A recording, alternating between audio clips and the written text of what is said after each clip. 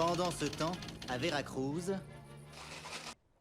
Et c'est Claire Stride! Salut Claire! Eh oui, j'espère que tu vas bien.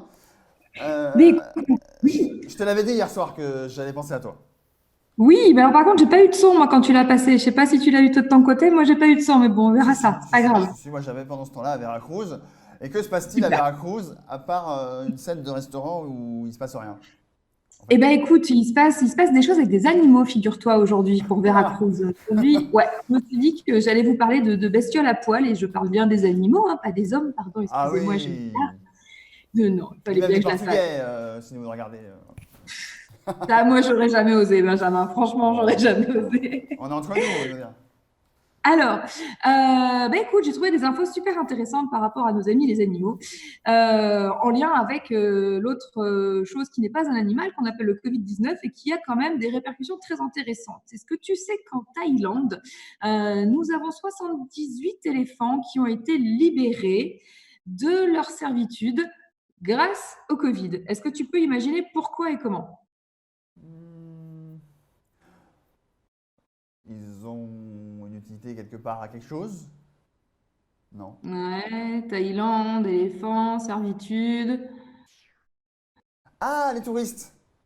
Ouais, Ils travaillaient les exact. touristes et il n'y a plus de touristes. Exactement. Allez. Exactement, tu es très fort. Eh bien, c'est 78 éléphants qui étaient dans un parc dont je n'essaierai même pas de prononcer le nom en Thaïlande. Eh ben, il n'y a plus de touristes. Et donc, la responsable du zoo a décidé, en fait, enfin, de ce parc, a décidé de doter, tu sais, les structures en bois et très lourdes qui sont sur le dos des éléphants. Imagine-toi que ces pauvres animaux avaient ça depuis 40 ans sur le dos et qu'on leur a enlevé ça grâce au Covid-19 qui fait qu'il n'y a plus de touristes et qui se sont dit qu'il y avait peut-être un autre moyen en fait de faire du tourisme plutôt que d'exploiter les éléphants comme ça. Comme quoi, je me dis que ça pouvait être intéressant à notifier par rapport à notre thématique de pendant ce temps à Veracruz. Donc ça, c'était Effectivement. en Thaïlande. Ouais. Après, c'est vrai qu'on se dit ça, on est loin et on est confiné, machin. Est-ce que tu me mets moi devant un éléphant comme ça et que c'est la première fois de ma vie où je peux monter dessus, est-ce que je monte pas dessus quand même? Donc je suis peut-être un salaud de touriste, en fait. Ouais, moi je vais t'inviter à être un bel être humain et à respecter l'animal plutôt qu'à essayer de le dominer, de le posséder tout de suite en le voyant. Mais ça, c'est purement, comment Si, dire, si, si, c'est si. purement au niveau du reptilien. Le monde évolue. Attention. Le monde évolue. Ouais, le monde évolue. On espère que c'est pour le mieux. Autre chose, des petits toutous, des gros toutous. On part au Royaume-Uni. Tu sais que les chiens sont utilisés pour détecter la drogue, sont utilisés pour détecter des maladies, qu'on a dressé des chiens notamment pour les diabétiques.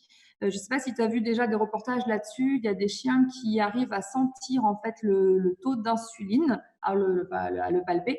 Et du coup, quand un enfant fait une chute ou un adulte d'ailleurs de glycémie avec un pic d'insuline, et ben, le chien s'en rend compte et alerte les gens.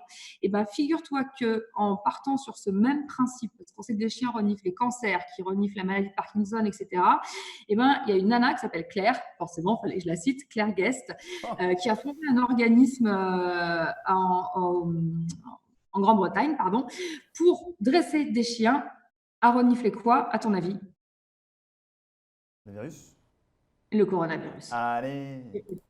Effectivement, ils sont en train d'essayer de dresser des chiens pour renifler les gens qui sont porteurs du coronavirus et ce sera notamment mis en place dans les aéroports. Comme ça, c'est le truc le moins intrusif qui existe. Ça permet de faire un repérage très, très rapide. Alors, pour l'instant, la grande difficulté, c'est de capturer l'odeur du virus d'un patient atteint. Voilà.